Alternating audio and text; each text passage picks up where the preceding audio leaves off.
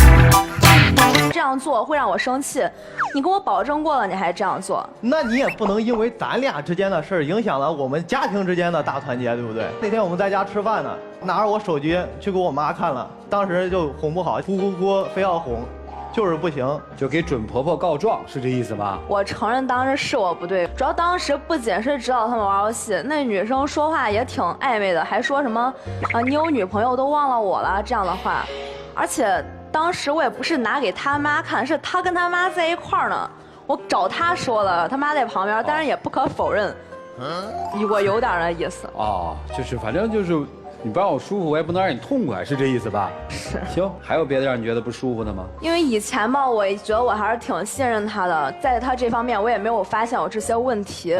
但是自从这件事儿之后，就感觉有了信任裂缝吧。从那之后，他就特别防着我看他手机了。你为什么不让我看呀？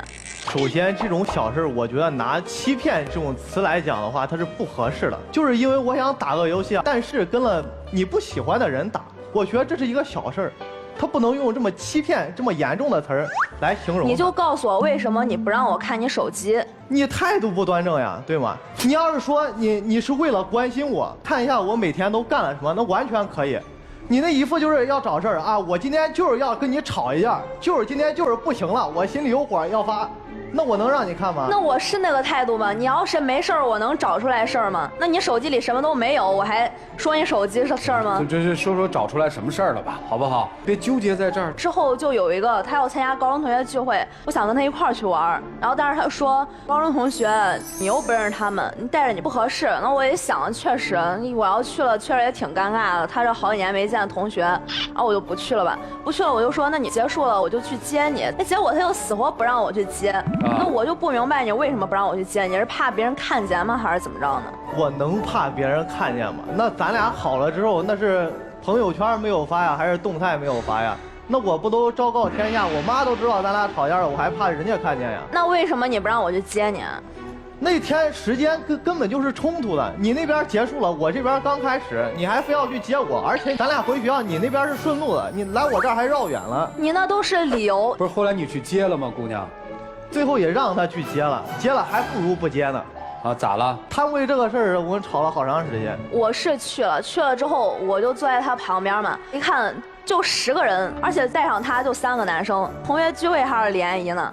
然后他在那儿，哎呀，上蹿下跳的，差点没蹦桌子上了，跟那对面的女生就互动的看着我心里可不舒服了。哦。而且都要走了嘛，我站在他旁边呢，他还调侃人家女生说：“哟，你这是个子长高了还是穿高跟鞋了呀？”那我心里能舒服，你让我这女朋友面子往哪儿搁呀？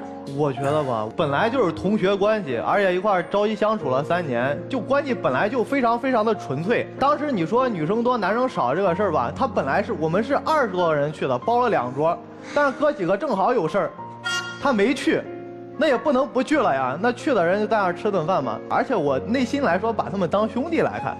你看啊，经过上次在你家那个事儿，我也知道我上次太冲动了，就在你同学面前，虽然我不高兴，但我也没有表现出来，就结束了，还是跟他们和和气气的再见啊之类的。但回去之后，你说什么？就我当时不太开心嘛，就直接跟我说了一句：“看，我说不让你来吧，我就知道你来了会生气。那什么责任都推到我的身上呢？”那这事儿也不能连着一吵就吵3天呀，身心特别的疲惫，对，疲惫，就受不了。而且一看见他那个窝窝脸，那就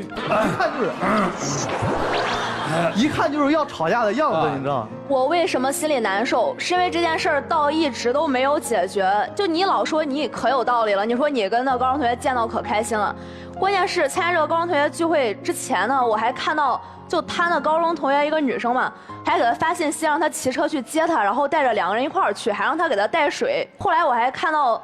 他还删了他跟另外一个高中女生的聊天记录。我说你为什么删呀？你当时怎么跟我说的？那你看到了不又有事儿了吗？那你告诉我你没事儿，你删了干嘛呀？那在我心里是没事儿了，在你心里怎么想我就不清楚了。那我觉得你这样的话，你是不是不需要我了呢？然后我就跟他提了分手。你提分手了？他没同意。他同意了。哦，那就分了是吧？那对啊，那能不同意吗？他当时话是怎么说的？你今天就算是跪到这儿求我，明天我还是要分手啊，那我能怎么办？就反正我是不跪的，对不对？后来呢？我们中间分了2个月，然后后来又复合了。谁提出的复合呀？他提出的。然后你就同意了？是他先加的我，他说他受不了了，想我了，加我了，然后。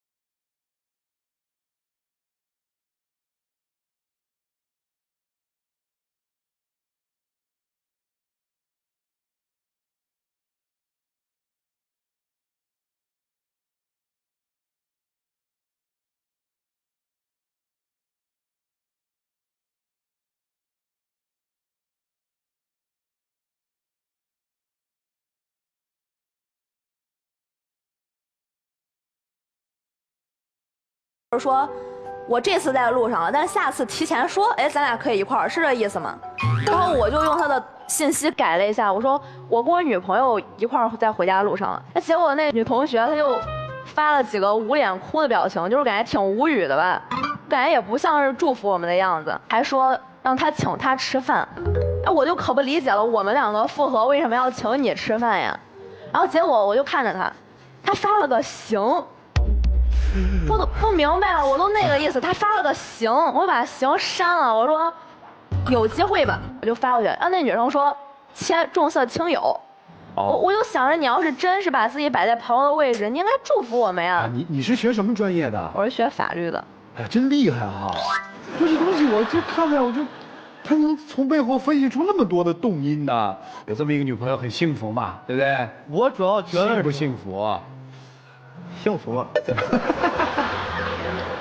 直接问吧，你跟他分手期间跟那高中女生有没有意思？那绝对是没有意思。好，你没意思对吧？人家也没有意思。你确定哈？人家因为人家有男朋友。那你解释一下，你女朋友刚才分析那个对话分析的挺对的，人家分析头头是道啊，对不对？你说在路上什么意思啊？你就得说跟女朋友在路上，你为什么不这么发？我要是能想到那么多，我们俩也不能站到这儿吵架了。你的意思就是说你是因为不清楚没想到，是这意思吗？那谁能想到这个事儿呢？我就说我在路上，他告诉我疏忽他了啊，这能想到这个问题吗？所以你看这就能吵，因为小伙子就认为自己是对的。咱们先别说他是故意的还是无意的啊，还有什么呀？就我觉得异性朋友为什么就是很难成立，是因为我觉得两个人成为朋友的前提吧，你肯定两个人对对方有好感，就你有吸引对方的地方才能成为朋友，不然你要讨厌这个人，你为什么会成为朋友呢？那既然是异性，对方有吸引对方的地方，那还是有可能的。而且我觉得每对情侣都不可能是从陌生人一下子变成情侣的，包括我们也是从异性朋友发展的。最重要的是，我很介意这个事情，你为什么就屡次不改，非要去犯事儿？就算是你有那么多理由，你欠人家人情也好，但你还不了解我吗？你知道我看到这件事儿会有什么样的后果？什么后果？就我们已经因为这种事儿分过一次手了呀。那就不忍受他就走啊，又舍不得。女朋友其实说的很对，人就反感这个，你就不能改吗？是我改是总是有一个时间过程，对吧？这改变。你承认你错了？我没办法呀。你还是觉得你是对的是吧？屋檐下他不得不低头啊。哎呀，坏了，这孩子就压根没认识到自己是错误的哈。问题这个事儿吧，我完全可以理解他。如果你不喜欢这样做的话，我可以不这么做，对吗？但是你不能有过激的行为啊。他干嘛了？当时这么回事儿，其实我承认这件事儿还是我冲动，我知道我有自己这个毛病。因为昨天的表现，我们两个也是刚复合不多久，结果又整了这么一出。我本来还是挺相信他的，他这样做又让我觉得他处理不好这样的事情。你以为我想介入吗？是因为我给你机会了，我觉得你没有处理好，所以我想插手。因为你那样表示的不明不白的，就你让人家什么想法呢？然后我就给用他的号给那个女生发了，以我自己的名义，我说我是他的女朋友，我说我知道你们两个在我们两个分手期间还是挺亲密的，但是我们两个现在复合了，你们要是继续这样，我这个女朋友心里是会有点不舒服的。我说实话都是原话，没有说刻意委婉怎么样的，就是我当时就这么给她说的。然后我还看到她给我男朋友说她跟她男朋友之间的事儿，还说她男朋友有多么不好，我还给她提出了一些建议，我说你跟你男朋友多沟通呀，怎么样的？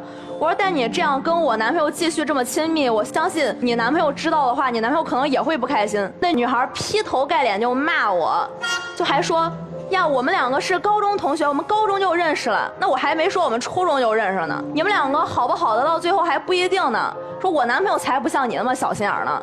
我当时就挺委屈的。然后他来个什么？他说你自己说吧，我不想说了。我觉得就本来好好的，不是你说了什么？我说了应该的呀。他说人家骂我是应该的。你就这么说他？他说人家骂你不想想人家为什么骂你，不想想自己的原因。本来好好的，啥事也没有，非要去看我手机看一看，再找人家理论一番。你看你现在还是说人家，就他把自己划了跟那女生一个界限，他觉得人家可无辜，我就是在找事儿。听明白了，就是女生觉得男生跟异性的交往这尺度有点过分，对吧？没有掌握好。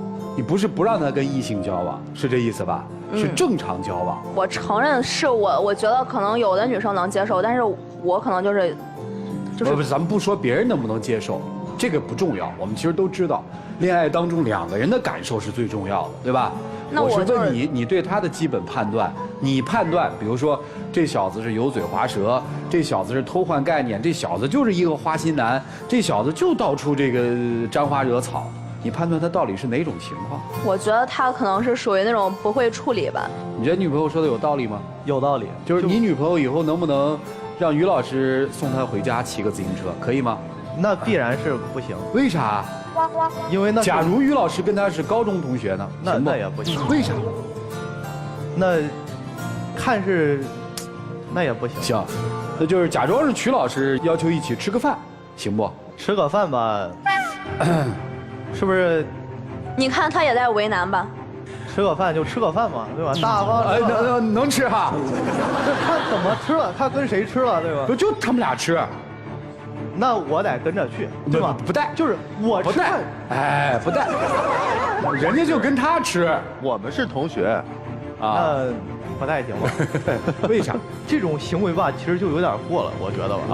就是人吧，得从内心出发，对吧？所以这个生活里面，就是恋人之间这点事儿，你特别有意思，你知道吧？乍听，哎，这个女孩子有点过分，但是你把她往女孩那角度一安，又觉得好像男生有点过分，是不是？你自己想想看，咱们这个就放在一边了，就是这种行为背后，它到底在折射一段关系当中的什么？我觉得是我们应该重点去思考的。那让老师们看看怎么办吧。我们一起进入丘比特问卷。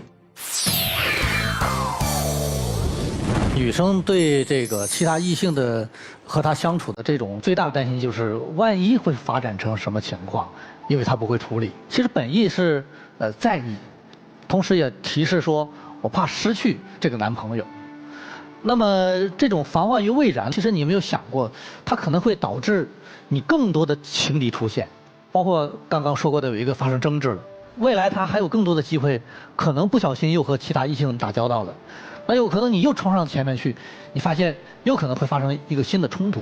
我打个比方，外边流行感冒的话，那我们就得戴上口罩。其实我倒觉得好像，你就是你男朋友那个口罩，外面有各种的病毒细菌，怕感染上。万一口罩没戴上的话，这就有可能会感冒、发烧、得上病，对不对？但实际上口罩你不能天天戴着呀，所以这样你也挺累的，对吧？为什么哭啊？就是觉得之前挺委屈的。我看的问题啊是这样的，就是，不是外面病毒多了，也不是你的口罩戴的不够严实了，因为他不能天天戴着口罩生活。我觉得你们俩之间的这种信任和感情出了一点问题，就是除掉这个异性关系之外，他好像没有以前那么对你好了，没那么体贴了，你觉得你们俩的感情没那么的紧固了。所以你就防患于未然，是不是还有其他的可能他会离开你？把口罩做得再严实，远远不及把自己的免疫系统做得更好。你有一份时间精力，不妨巩固你们俩的感情。因为是这样的，当你们俩感情好的时候，再多的美女她都无法诱惑他；当你们俩的感情出现裂痕的时候，即使不是那么的美女，甚至你觉得不可能的事儿，都有可能会发生。婚姻当中也好，还是我们在恋爱当中也好，永远有比较。我们只有把自己做得最好，你才能立于不败之地。那么男生也挺好的，他看似在那个地方找你的问题，我们不要头痛治头，脚痛治脚，那不是个根本问题。根本问题是你最近忽略了他，你对他关心不太够了。所以女人呢就会找着各种的茬。我们经常会形容女人要无理取闹，其实根本就没有无理取闹，没有道理还取什么呀？闹什么呀？闹情绪，取什么呀？取关心。看似好像说的都不在理儿，但实际上他的情感已经匮乏了，他缺爱了，你给的关心和爱不够了，所以他可能会在各个角度找你的麻烦。当你的关心给他满满的时候，他就会变成那傻女人，就不会找你的茬，也不会讲那些道理。感受非常重要，抓根本，做重点，好吧？好，谢谢于老师。来，严老师。这女生一直在哭啊，其实我倒是想换一个角度去跟你沟通，就是到底有没有那么严重，或者是说为什么像于老师说的，她可能现在会和以前不一样了，没有那么关心体贴了。你说话很有逻辑性，那如果我们用逻辑的角度去看待你的男朋友的话，其实他是一致的，他对待别的女生有空间，你觉得对你有保留，他会和其他女生有相对你认为超出你能接受的亲密的交流，就是他的这个线啊比较的松，可能别人有情感交流或者是想要聊天、想要近距离的沟通的时候会找他，他也会答应，而这条比较松的线，他一样对了你。所以你可以随便看他的手机，甚至可以随便拿过来他的手机跟他的朋友去发微信，可以去和人家聊天。这在一般的情侣关系中不是特别常见。我们可以说这个情侣之间手机不设限是应该的，但是真的就能够让女朋友无时无刻可以看手机，还能回我朋友的微信，也不常见。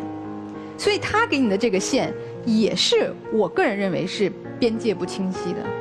所以这样一个本身就对和人际关系，无论是亲密关系还是朋友关系，界限不清的人，很难去要求他，哎，对我完全放松啊，我可以随便看你的微信，我可以随便回你朋友的话，然后说你对其他的同学也好，异性也好，不能那个什么很轻易跟他们聊天啊。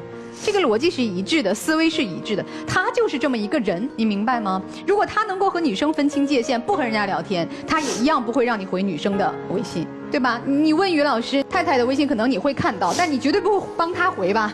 这是有一个边界感的。所以他是这样一个人，我觉得你应该更多的去问问自己的内心，这种类型的有可能和异性交往相对轻浮了一点，但也可以换一个词说，有可能是那种老好人，你能不能接受他这种性情？这个你要去做评估，没有人能替你拿主意。如果你能接受他就是这样一个人，那就像于老师所说的，用爱去关怀他，而不是揪着他和异性的交往去推进你们的感情，就还可以相处。如果你接受不了，那你就放弃了。以后他可能还会这样啊，日子还长呢，3年5年、30年50年，未见得就能改掉。所以这个是留给你做判断的。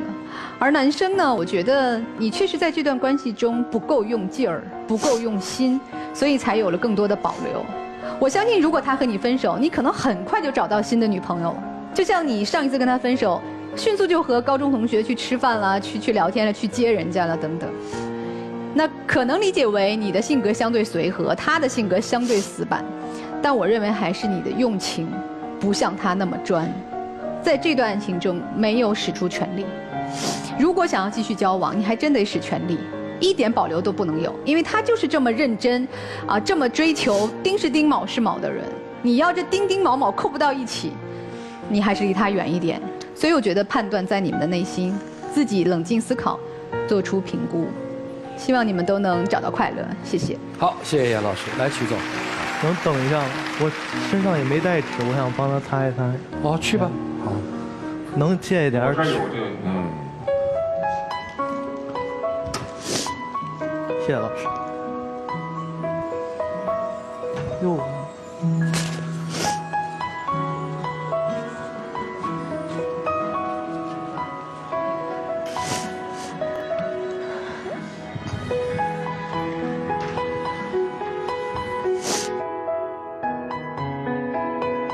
你看他哭，你心里什么感觉？为什么一定要帮他去擦眼泪呢？他哭我一定是不舒服的呀。很不舒服是吧？对。那我再问你，你怕他吗？我怕他难过。真怕他难过吗？我也怕他离开。我觉得你们俩之间之所以都让你回心转意了吧？我知道你很在乎他，但越是在乎。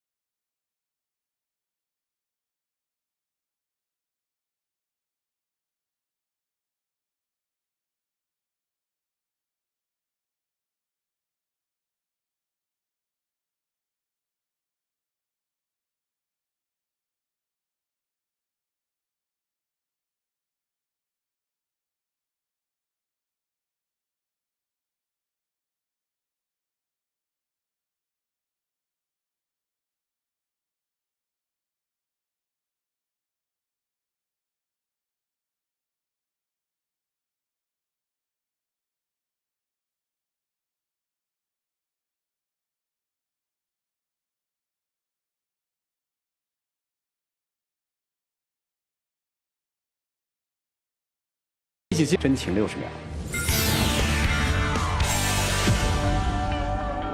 我们从开始到现在，已经经历了太多的事情。那些你不愿意我做的，但是我做的，但是让你很难过的事情，我会慢慢改的。但这不是一蹴而就的事情，它一定需要一个时间的过程。我也希望你以后不要再对我那么苛刻，那么小心眼儿，不然我会很累的。我其实知道我的脾气不好，而且一冲动起来，有的时候都不看场合。你也总是说我幼稚，说我小孩子气，但是这些我都会愿意慢慢改掉的。但是咱们两个关于异性朋友的问题，真的是我的原则性问题。不管你说我小心眼也好，还是怎么样，我真的都是接受不了。虽然你每次都妥协了，但我不知道你以后会不会真的改掉。好，谢谢两位的真情对白哈。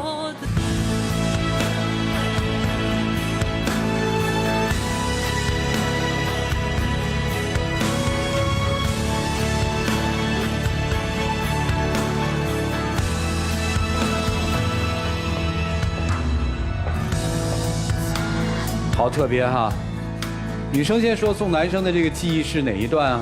这个是之前你买给我的，就是我们刚谈恋爱的时候，那个时候在摊上看到的，然后我就看着他，然后就准备拉你走。你说你要是喜欢就给你买了吧，我说算了吧，这么幼稚小孩气，我不是小孩了。你说我就是喜欢你这么孩子气，不知道为什么，在你眼中慢慢的，你曾经说我的可爱，现在都变成了幼稚。男生那个纸巾是怎么个意思啊？这个其实就是我希望他以后不要再哭了。我们之间的感情，也许就像这卷纸巾一样，会越抽越少的。所以说我希望你以后尽量开心、快乐一点。谢谢两位的分享，请回吧。来，请关门。欢迎大家登录优酷视频、腾讯视频、爱奇艺、搜狐视频，观看我们的完整节目内容。来吧，看看这一对的选择，请开。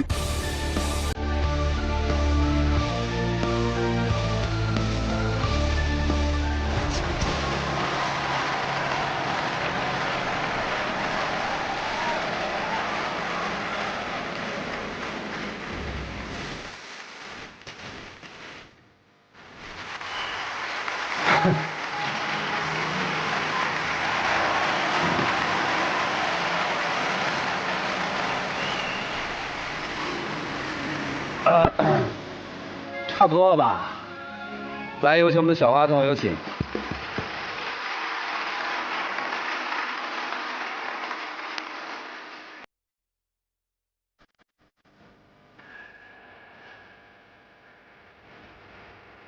谢谢你啊。来，两位，我们一起来见证他们的浪漫时刻。各位请见证。以后我们就好好了吧。来这儿一次，我觉得爱情毕竟是要互相理解的。我觉得我也爱你，你也爱我，我们就应该好好的，快快乐乐的，不应该再吵架了。我以前总觉得你小孩，原来我也小孩。以后我再也不说你小孩了。那我们就陪着对方一块儿长大。